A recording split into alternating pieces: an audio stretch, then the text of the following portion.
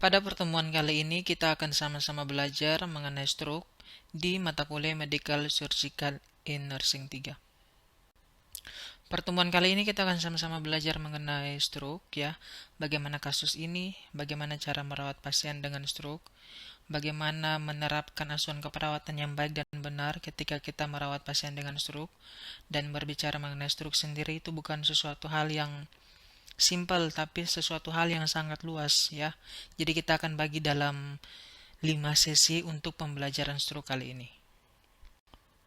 Mengapa pentingnya kita mempelajari kasus ini? Karena kasus ini tiap hari terus meningkat, penggemarnya tidak habis-habis. Apalagi saat ini mungkin kita lihat penyakit-penyakit degeneratif atau penyakit-penyakit penuaan seperti diabetes, hipertensi cukup banyak. Dan hal ini juga menjadi salah satu faktor yang menyebabkan timbulnya penyakit stroke. Nah, maka dari itu pentingnya kita untuk bisa banyak belajar mengenai stroke. Apalagi mungkin satu saat nanti kalian ditempatkan di unit yang berhubungan dengan stroke seperti stroke unit atau di IGD ya, yang akan banyak menemui kasus stroke ya. Dan kenapa pentingnya kita mempelajari kasus ini? Karena dampak yang ditimbulkan akibat stroke itu sangat amat besar. Pasien bisa cacat permanen, pasien bisa mengganggu hambatan mobilitas fisiknya dia, sehingga intervensi yang kita berikan juga harus tepat supaya ya kecacatan yang terjadi atau kecacatan yang timbul bisa kita minimalisir gitu ya. Nah, gimana kita minimalisirnya? Dengan cara memberikan penanganan yang tepat. Penanganan tepat seperti apa nanti akan kita bahas. Kita lihat sendiri, WHO menunjukkan bahwa tingkat kematian akibat stroke setiap tahunnya terus meningkat, yakni lebih dari 137.000 orang per tahun, atau 1 dari 18 kematian disebabkan oleh stroke. Atau dengan kata lain, rata-rata setiap 4 menit seorang meninggal karena stroke. Nah, stroke ini juga kalau misalnya kita lihat dari beberapa jurnal mengatakan bahwa penyebab kecacatan fisik nomor 1 di dunia. Karena apa? Karena hasil akhir dari stroke, dampak yang ditimbulkan akibat stroke ini bisa menyebabkan kecacatan fisik dan hambatan mobilitas fisik kronik dan menetap. Kita lihat sendiri prevalensi di Indonesia tahun 2018, banyak sekali angka kejadian stroke, hampir lebih dari 2 juta orang terkena stroke.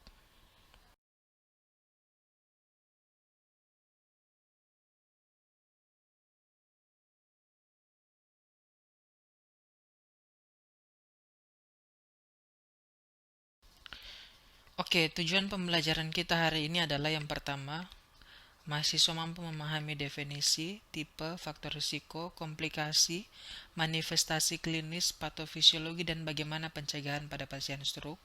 Yang kedua, mahasiswa mampu membedakan antara stroke iskemik dan juga stroke hemoragik. Yang ketiga, mahasiswa mampu memahami pemeriksaan penunjang apa saja yang diperlukan untuk pasien stroke. Berikutnya, mahasiswa mampu memahami manajemen pengobatan antara stroke iskemik dan stroke hemoragik. Dan yang berikutnya adalah untuk mengetahui asuhan keperawatan pada pasien dengan stroke. Seperti yang sudah saya infokan di awal, kalau stroke ini merupakan masalah yang sangat kompleks ya. Masalah yang sangat amat luas dan perlu pemahaman yang benar, sehingga intervensi yang diberikan juga tepat. Sebelumnya kita review dulu ya. Sebelumnya ada yang tahu ini siapa? Yang sebelah kiri dan sebelah kanan. Ya, kalau misalnya kalian pernah dengar namanya Monro Kelly ya, yang menciptakan doktrin Monro Kelly. Nah, ini diambil dari nama 2 dokter di Skotlandia. Yang sebelah kiri namanya Alexander Monro dan George Kelly. Nah, ini sangat terkenal dan doktrinnya dipakai sampai hari ini untuk memahami lebih jauh tentang peningkatan tekanan intrakranial. Sebelum kita memahami stroke lebih lanjut, mari kita sama-sama mereview tentang hukum Monro-Kelly. Nah, hukum Monro-Kelly ini apa? Hukum yang menyatakan bahwa kranium atau tengkorak itu terdiri dari 3 komponen. Komponennya apa saja? Yaitu jaringan otak, cairan cerebrospinal, dan juga darah. Dan ketiga komponen ini selalu dalam keadaan yang konstan. Ketika salah satu atau beberapa komponen ini mengalami perubahan volume di dalam tengkorak, maka tekanan intrakranial dapat meningkat. Contohnya seperti ini. Jadi prinsipnya di dalam kranium cuma ada jaringan otak, cairan cerebrospinal, dan juga darah. Ketika salah satu dari komponen ini mengalami perubahan volume, maka disitulah terjadi peningkatan TIK. ya, atau tekanan intrakranial. Contohnya pada komponen jaringan otak, ya. Ketika pasien-pasien misalkan seperti pasien brain tumor, ketika terjadi penambahan jaringan otak, ya pada pasien-pasien seperti ini ya bisa terjadi peningkatan TIK, ya. Contoh yang kedua adalah pada komponen cairan cerebrospinal. Misalkan seperti pada pasien-pasien hidrosefalus, ya. Pada pasien-pasien hidrosefalus juga demikian. Ketika terjadi perubahan volume cairan cerebrospinal, ya kemungkinan besar akan menyebabkan peningkatan TIK. Komponen yang ketiga yaitu darah. Ya, pada pasien-pasien apa saja? Contohnya pada pasien-pasien seperti stroke hemoragik atau stroke perdarahan. Ya, pada pasien-pasien seperti ini ya kemungkinan besar juga bisa akan mengakibatkan peningkatan TIK. Ya, karena prinsip Monro-Kelly, ketiga komponen ini selalu dalam keadaan yang konstan. Ketika ada perubahan volume di dalam tengkorak, perubahan volume dari tiga komponen ini, maka akan meningkatkan risiko terjadinya peningkatan tekanan intrakranial. Jadi hanya ada tiga, tidak ada lebih, ya. Tidak ada massa, tidak ada edema, dan tidak ada perdarahan. Ketika ada demikian, maka akan terjadi peningkatan TIK. Oke, selanjutnya kita akan sama-sama review tentang anatomi fisiologi dari arteri cerebral yang ada di otak. Nah, untuk memahami lebih mudah, kita akan sama-sama pahami dengan Circle of Willis. Kalian coba lihat di gambar sebelah kanan. Saya pikir kalian sudah sangat amat paham tentang arteri yang ada di otak, ya. Nah, lingkaran Willis ini apa? Lingkaran Willis ini dikenal juga sebagai lingkaran arteri cerebral yang dinamai oleh salah satu dokter dari Inggris yang namanya Thomas Willis, tentang atau untuk memahami dengan mudah tentang neurovaskularisasi di otak.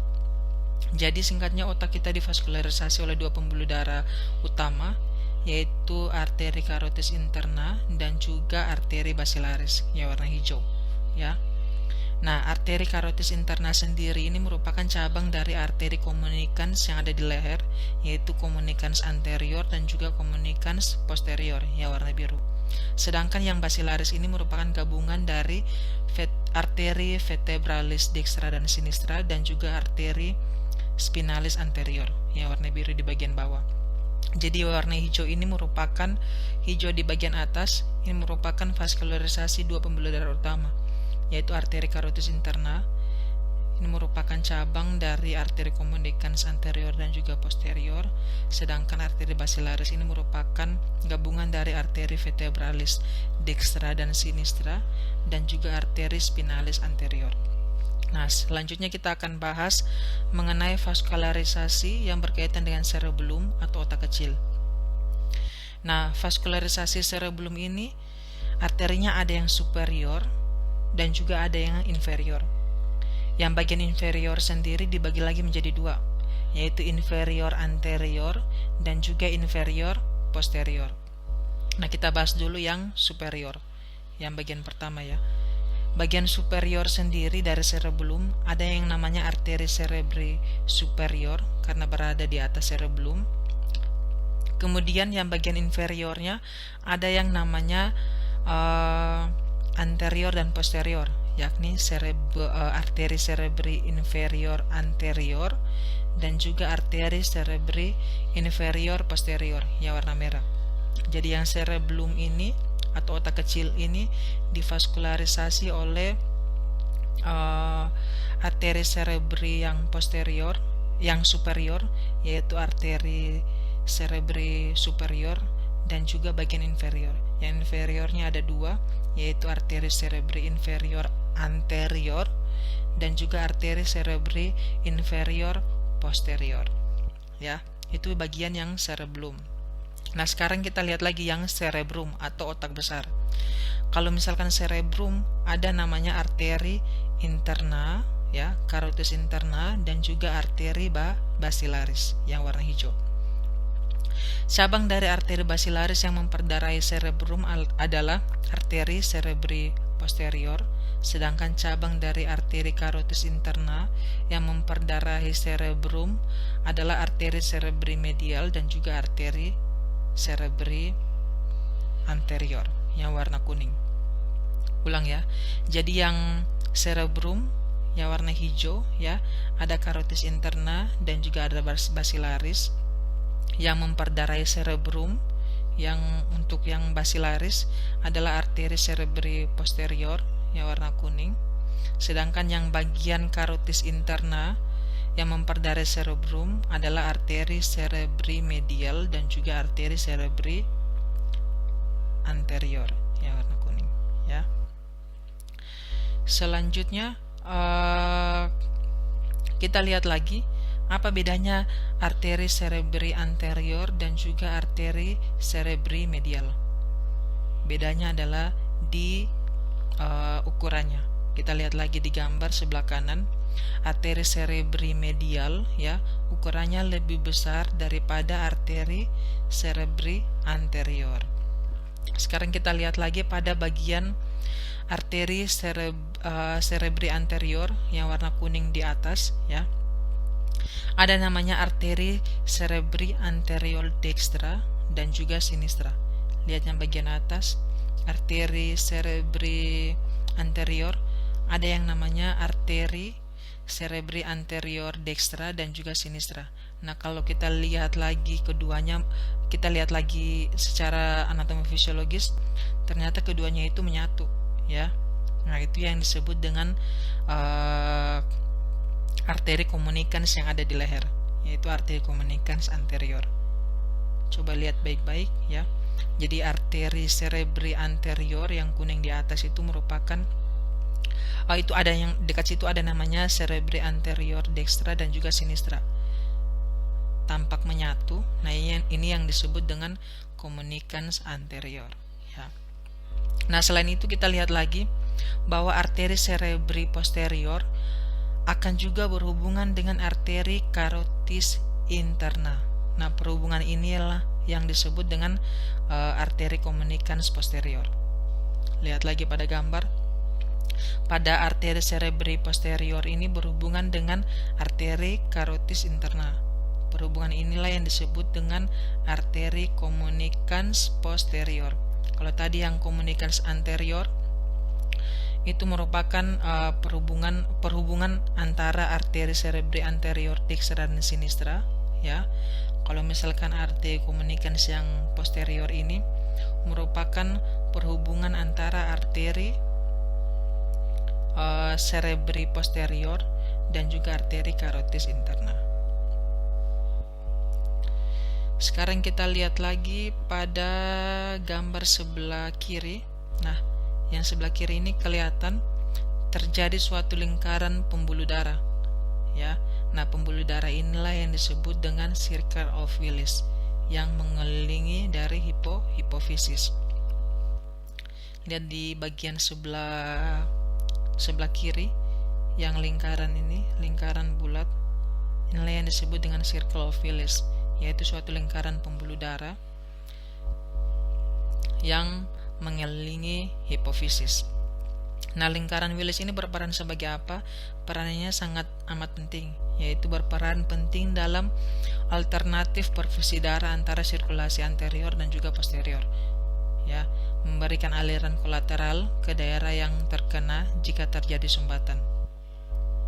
Jadi intinya cerebrum ini diperdarahi oleh arteri cerebri anterior, medial dan juga posterior yang warna kuning, ya. Nah, untuk arteri cerebri posterior ini akan memperdarahi bagian lateral dari lobus temporal, frontal dan occipital, ya. Sedangkan arteri cerebri posterior akan memperdarahi bagian dari occipital, ya. Dan untuk penyebaran arteri ini kita akan bisa paham lebih lanjut tentang defisit neurologis pada pasien stroke. Oke, karena tadi kita sudah bahas tentang arteri yang ada di otak, sekarang kita akan bahas lagi mengenai bagian-bagian di otak dan lobus-lobusnya, ya. Karena untuk pasien stroke sendiri, ya, tanda dan gejalanya itu bergantung pada di mana lokasi sumbatan atau perdarahan yang dialami oleh pasien. Jadinya kalau misalkan pasiennya ternyata sumbatan atau perdarahannya ada di bagian lobus frontal, berarti tanda dan gejalanya akan berhubungan dengan fungsi frontalis, ya. Begitupun sebaliknya, jika pasien mengalami sumbatan atau perdarahannya di bagian batang otak atau brainstem, ya, berarti yang tanda dan gejalanya adalah berhubungan dengan gangguan dari 12 saraf kranial. Kalau misalkan di osipital berarti berhubungan dengan fungsi osipital. Seperti itu. Jadi tanda dan gejala pasien stroke bergantung pada lokasi di mana sumbatan atau perdarahannya itu terjadi. Oke, selanjutnya kita akan review lagi mengenai 12 saraf kranial, ya, yang sudah sangat kalian hafal dengan begitu baik, ya, dari saraf kranial yang pertama sampai yang ke-12. Jadi untuk memahami tentang stroke juga harus paham tentang 12 saraf kranial ini. Karena ketika sumbatan atau perdarahannya terjadi di batang otak, ya, yang akan terganggu adalah tergantung dari 12 saraf kranial ini, ya. 12 saraf kranial ini apa saja? Yaitu mulai dari olfaktorius, opticus, oculomotor, ya, trochlearis. Setelah itu ada namanya trigeminus, abducens, facialis, auditorius, ya, glossopharyngeus, ada vagus, accessorius, dan juga hypoglossus. Ya, ada 12. Nah, kita lihat lagi anatomi fisiologi dari brainstem atau batang otak. Terdiri dari 3 bagian, yaitu mesencephalon, pons, dan juga medulla oblongata. Urutannya demikian, ya, mesencephalon, pons, dan juga medulla oblongata. Nah, untuk saraf kranial yang pertama terjadi di bulbus olfaktorius. Saraf kranial yang kedua terjadi di canalis opticus. Saraf kranial ketiga dan keempat biasanya terjadi di mesencephalon. Untuk 5, 6, 7, dan juga 8 di pons. 9, 10, 11, dan 12 di medulla oblongata, ya. Kemudian kalau kita bicara tentang stroke, ini juga merupakan hal yang penting. Ada namanya rumus CPP atau tekanan perfusi cerebral.